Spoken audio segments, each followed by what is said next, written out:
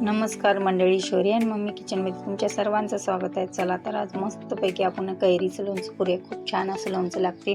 तर हे लोणचं 3 वर्ष टिकते लोणचं हे.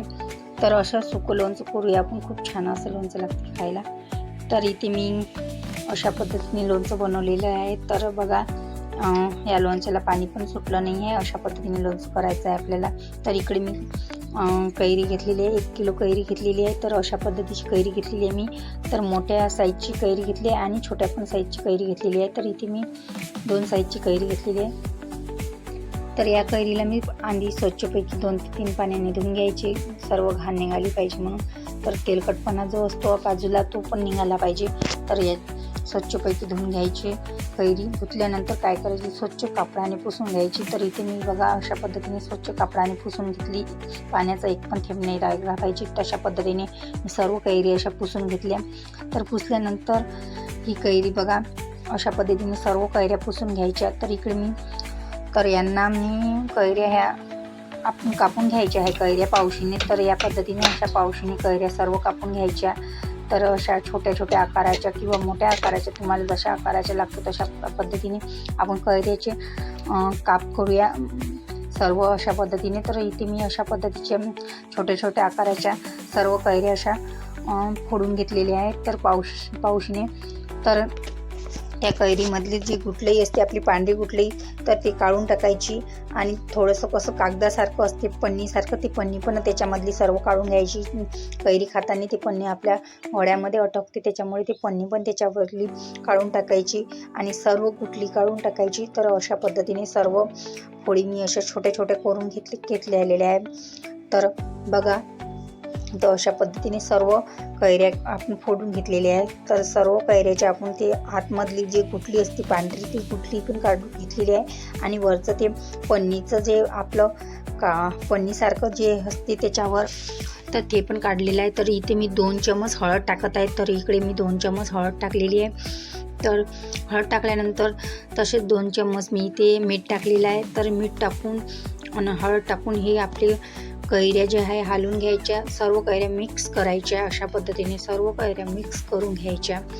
तर मिक्स केल्यानंतर ह्या कैऱ्या काय करायच्या, तर मी ते सर्व कैऱ्या मिक्स केल्या आहे अशाच पद्धतीने सर्व कैऱ्या मिक्स करून घ्यायच्या. तर इथे मिक्स केलेल्या आहे कैऱ्या. तर नंतर मी रात्रभर ह्या कैऱ्या तशाच ठेवून दिल्या झाकून ठेवून. तर सर्व कैऱ्या मिक्स झाल्यानंतर आपण रात्रभर अशाच पद्धतीने कैऱ्या ठेवून द्यायच्या. रात्रभर ठेवल्यानंतर काय होतं, तर अशा पद्धतीचं पाणी सुटते कैरीवरलं. तर इकडे मी झाकण काढून बघितलं, तर बघा आपली कैरी छानपैकी असं पाणी सुटलेलं आहे बाजूनं. तर हे बघा आपली कैरी नरम पण नाही झाली आणि मस्तपैकी पाणी पण सुटलेलं आहे त्या कैरीला. तर या कैरीतलं सर्व पाणी हे आपण काढून टाकायचं, त्याच्यामध्ये थोडंसं पण पाणी नाही ठेवायचं. तर हे सर्व पाणी आपल्याला हे काढून घ्यायचं आहे याच्यामधलं. तर अशा पद्धतीने सर्व पाणी काढलेलं आहे मी.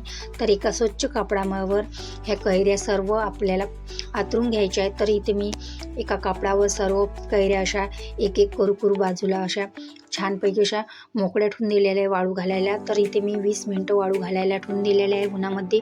तर ह्या पद्धतीने अशा पद्धतीने वाळू घालायच्या. तर जो पाठीमागचा भाग असतो तो खाली ठेवायचा आणि वरचा भाग असतो तो वरी ठेवायचा. त्याच्यामुळे कैरीचा जो पाठीमागचा भाग असतो तो हिरवाच राहतो, नाहीतर उन्हामुळे आपला हिरवटपणा चालला जातो. त्याच्यामुळे अशा पद्धतीने सर्व कैऱ्या वाळू घालायच्या. आणि 20 मिनटानंतर ह्या कैऱ्या सर्व सुकून झाल्या की बघा, तर इकडे मी लोणचं बनवण्यासाठी इकडे सर्व आपले मसाले घेतले. तर इथे 4 चम्मच मी इथे धने घेतले आहे. नंतर 3 चम्मच मेथी घेतलेली आहे. तर 3 चम्मच आपली मोहरी घेतलेली आहे, पिवळी मोहरी घेतलेली आहे दालची. आणि 4 चम्मच मी आपली तिखी मोहरी घेतलेली आहे, सगळी मोहरी घेतली आहे, काळी मोहरी. तर हे सोप घेतलेली आहे 3 चम्मच, जिरं घेतलेले आहे 4 चम्मच. सर्व मिक्स सर्व मंद आचेवर भाजून घ्यायचं, खमंग होईपर्यंत असं मंद आचेवर भाजून घ्यायचं. तर भाजल्या काढून घ्यायचं, मधून जाडसर काढून घ्यायचं, जास्त करायचं नाही तशा पद्धतीने. तर इकडे मी तेल घेतलेलं आहे सरसोचं. तर तेलामध्ये मी थोडंसं लसूण टाकायचा. तर लसूण तेलामध्ये, कोमट तेलामध्ये लसूण जरासा होऊ द्यायचा, कचवट, जास्त लसूण होऊ द्यायचा नाही. तर त्याच्यामध्ये लसूण होऊ दिला. नंतर 1 चम्मच मी तिखट टाकलं, थोडंसं तिखट टाकल्यानंतर थोडंसं आपण याच्यामध्ये मसाला टाकायचा. आपला लोणच्याचा मसाला 1 चमच लोणच्याचा मसाला टाकल्यानंतर आपलं मिश्रण कोमटमध्येच होऊ द्यायचं आणि थंड झाल्यावर आपलं मिश्रण याच्यामध्ये टाकून द्यायचं. नंतर मी इकडे बघा तर आपल्या ह्या छानपैकी कैऱ्या असे सुकून झाले. त्याच्यामध्ये आपण जो मसाला बनवलेला होता तो मसाला याच्यामध्ये सर्व मसाला टाकून द्यायचा. तर इथे मी टाकलेला आहे सर्व मसाला. तर थोडंसं 1 चमच मी आणखी मीठ टाकलेलं आहे. तर मीठ टाकले चवीनुसार आणखी 1 चमच मीठ टाकलेलं आहे. तर इथे आपलं थंड तेल झालेलं आहे. जे मसाला आपला थंड झालेला आहे तो मसाला मी याच्यामध्ये सर्व मसाला ह्याच्यामध्ये टाकून दिला आहे. तर सर्वपैकी बघा अशापैकी मस्त हलक्या हाताने मिश्रण करून घ्यायचं. खूप छान असं लोणचं लागते खायला. तर हे लोणचं 3 वर्ष टिकू शकते. हे लोणचं 3 वर्ष राहू शकते. तर बघा असं मस्तपैकी सुकं लोणचं 3 वर्ष टिकणारं. व्हिडिओ आवडला असेल तर लाईक